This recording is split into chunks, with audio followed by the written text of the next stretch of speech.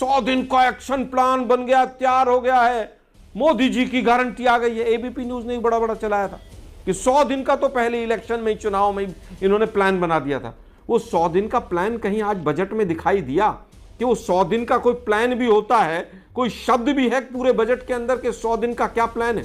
केवल वोट मांगने के लिए 100 दिन का प्लान बनता है और पूरा मीडिया उसको चलाता है और बजट में सब भूल जाते हैं उसको। हम नहीं भूलने देंगे इस बार। हम तो मनरेगा लाए, मिड डे मील स्कीम लाए, राइट टू एजुकेशन लाए, राइट टू इंफॉर्मेशन लाए, फूड सिक्योरिटी बिल लाए। इस पूरे बजट में कहीं पर कोई एक स्कीम ऐसी है कि ये रोजगार का सृजन इस ढंग से करेगी? हम तो मनरेगा लेकर आए थे। क्या मनरेगा जैसी कोई स्कीम इसके अंदर है? क्या इसमें कहीं पर है कि कैंपस इंटरव्यूज में किस तरह से सिलेक्शन होंगे?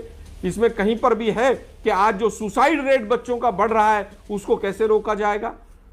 आप देखिए किस तरह से कोरोना के बाद कितना ड्रॉप आउट हुआ है बच्चों का, इनके पास तो आंकड़े भी नहीं। अगर उत्तर प्रदेश की पॉपुलेशन बढ़ी है तो क्या उनको रिसोर्सेज ज्यादा नहीं मिलने चाहिए? क्या अगर वहां से एमपी के सीट नहीं आए तो आप, ठीक है आपने जय श्री राम की जगह जय जगन्नाथ पे आप 4 घंटे के अंदर चले गए थे, लेकिन बजट में तो उत्तर प्रदेश के साथ कम से कम न्याय कर देते। क्या आज हिमाचल और उत्तराखंड ने कहीं आपको तमाम सीटें जीत कर दी हैं? आपने पहाड़ के क्षेत्रों के लिए, पहाड़ से पलायन रुकेगा, मोदी जी बड़े बड़े भाषण देते थे, जवानी पहाड़ का पहाड़ में काम आना चाहिए। मैं पूछना चाहता हूं उत्तराखंड के लिए और हिमाचल के लिए पहाड़ से पलायन रुके, उसके लिए कहां कहीं पर प्रोविजन है?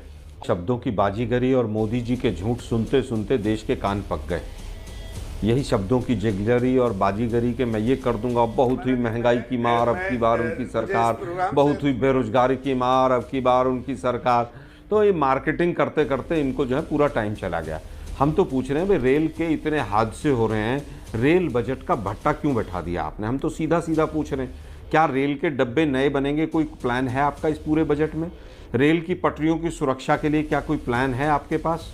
कोई प्लान नहीं है। रेल में कोई नई रिक्रूटमेंट होगी, लगभग 30 लाख पद रेलवे में खाली पड़े हैं, क्या उसको भरने का कोई काम होगा? वो प्राइवेट सेक्टर में कह रहे हैं ना, हम माहौल बना रहे हैं। प्राइवेट सेक्टर के माहौल ने तो सुबह से ही देख लिया। प्राइवेट सेक्टर तो केवल ये चाहता है कि मोदी जी के जो मित्र हैं उनको टैक्स बेनिफिट दे दीजिए।